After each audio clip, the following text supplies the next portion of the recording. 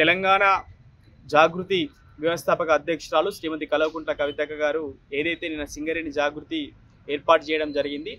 ఈ సింగరేణి జాగృతి యొక్క ముఖ్య ఉద్దేశం ఏంటంటే ప్రజెంట్ సింగరేణి ఏరియాలలో ఏదైతే జరుగుతున్నాయో ఈ కార్యక్రమాలు ఏదైతే ఉన్నాయో అవన్నింటినీ కూడా అంటే ప్రైవేటీకరణ సింగరేణిలో ముఖ్యంగా ఏ విధంగా అయితే ప్రైవేటీకరణ మరి బీజేపీ చేస్తున్న ఏదైతే ద్వంద్వ వైపరి మరి ప్రభుత్వ రంగ సంస్థల్ని ప్రతి ఒక్కటిని కూడా అమ్మేసుకుంటూ పోతే ఈరోజు మరి ఎయిర్ ఇండియా కానీ ఎల్ఐసి కానీ రైల్వేస్ కానీ ఇంకా చూసుకుంటూ పోతే విశాఖ స్టీల్ ప్లాంట్ కానీ ఇలా ప్రతి ఒక్కటి ప్రభుత్వ రంగ సంస్థల్ని ఏదైతే ప్రైవేటీకరణ చేస్తున్నారో ఆ ప్రైవేటీకరణ కాకుండా స్వచ్ఛందంగా కార్మిక కుటుంబాలు కూడా సింగరేణిలో జరుగుతున్న ప్రైవేటీకరణ జరగకుండా మరి కార్మిక కుటుంబాలు కూడా ఇలా పాల్గొనడానికి కేసీఆర్ గారి మరి ఏదైతే నాయకత్వంలో పనిచేయడానికి తెలంగాణ జాగృతి వ్యవస్థాపక అధ్యక్షురాలు మరి కవితక్క గారు సింగరేణి జాగృతి ఏర్పాటు చేయడం జరిగింది. ఈ సింగరేణి జాగృతి ముఖ్య ఉద్దేశం ఏంటంటే సింగరేణి వ్యాప్తంగా నాణ్యమైన వైద్యము ఉన్నతమైన విద్య మరి ఏ విధంగా సాధ్యమవుతుంది అనేది నిన్న హైదరాబాద్లో చర్చించడం జరిగింది.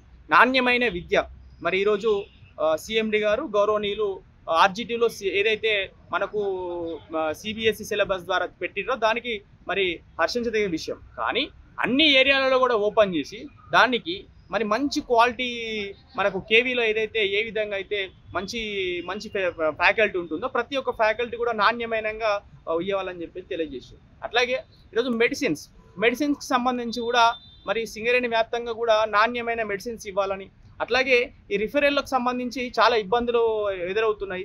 ఆ రిఫరల్కి సంబంధించి ఏ విధంగా చేస్తే ముందుకు వెళ్తే బాగుంటుంది అని ఇలా అనేక సమస్యలపైన దృష్టి పెట్టడం జరిగింది.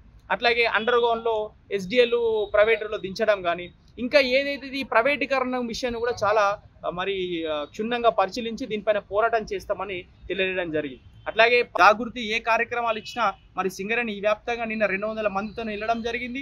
11 మంది డివిజన్లో కోఆర్డినేషన్ చేయడం జరిగింది. దాని తర్వాత కమిటీని కూడా ప్రకటిస్తాము.